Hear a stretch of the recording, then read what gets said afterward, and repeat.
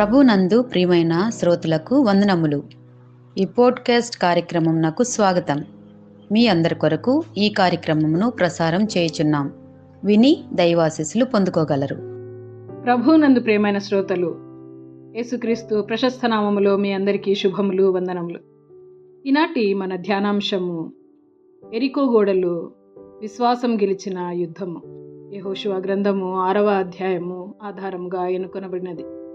యెహోషువ గ్రంథము 6వ అధ్యాయము 1వ వచనంలో ఈ విధంగా వ్రాయబడి ఉన్నది.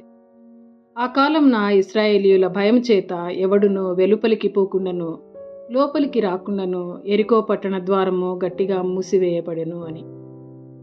దేవుడు ఇశ్రాయేలీయులకు పాలు తేనెలు ప్రవహించు దేశమైన కానానుని ఇస్తానని వాగ్దానమిచ్చాడు. కానీ వాగ్దాన ఫలాన్ని అనుభవించటానికి సరిగ్గా వారి ముందు ఒక పెద్ద ఆటంకం నిలబడింది. అదే యెరికో కోట. చరిత్ర ప్రకారము యెరికో గోడలు చాలా ఎత్తైనవి, దట్టమైనవి. ఆ గోడలపై రథాలు కూడా నడిచేవంట. బయటి నుండి ఎవరు లోపలికి వెళ్ళలేరు, లోపలి నుండి ఎవరు బయటికి రాలేరు.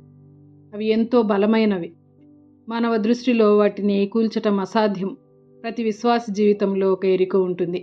యెరికో అంటే కేవలం ఒక పట్టణం కాదు, అది మన ముందున్న పెద్ద అడ్డంకి, అసాధ్యంగా కనిపించే పరిస్థితి, మన బలంతో జయించలేని సమస్యకు ప్రతీక.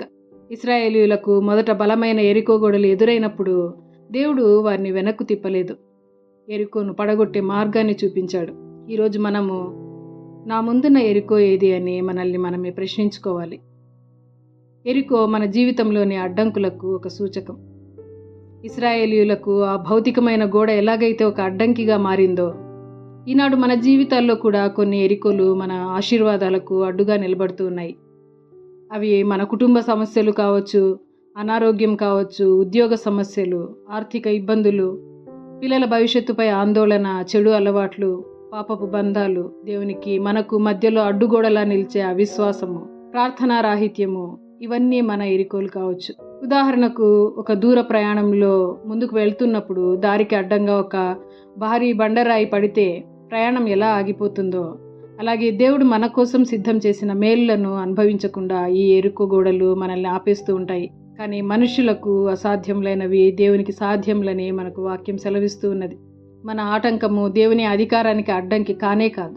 దేవుని మార్గము మన ఆలోచనలకు భిన్నంగా ఉంటుంది. యెరికోను జయించాలంటే యెహోషువ యుద్ధ ప్రణాళికను ఆశించి ఉండవచ్చు, కానీ దేవుని మార్గం వేరు, దేవుని ఆలోచనలు వేరు. యెహోషువ గ్రంథము 6వ అధ్యాయము 2వ వచనం నుండి 5వ వచనం వరకు గల వాక్యంలో మనం చూసినప్పుడు దేవుడు ఒక విచిత్రమైన ప్రణాళికను ఇశ్రాయేలీయులకు ఇచ్చాడు. 6 రోజులు రోజుకు ఒకసారి పట్టణం చుట్టూ తిరగమన్నాడు. 7వ రోజు 7 సార్లు ఆ కోట చుట్టూ తిరగమన్నాడు. ఇలా కోట చుట్టూ తిరిగితే గోడలు కూలుతాయా అని ఇశ్రాయేలీయులు తర్కించలేదు. దేవుని మాటకు సంపూర్ణంగా విధేయత చూపించారు. 7వ రోజున బూరలు ఊదుతూ ఆర్భాటంగా కేకలు వేసినప్పుడు ఆ బలమైన యెరికో గోడలు నేలమట్టమయ్యాయి. గోడలను కూల్చింది వారి శక్తి కాదు, వారి ఆయుధాలు కాదు, వారి విధేయత మరియు దేవుని శక్తి.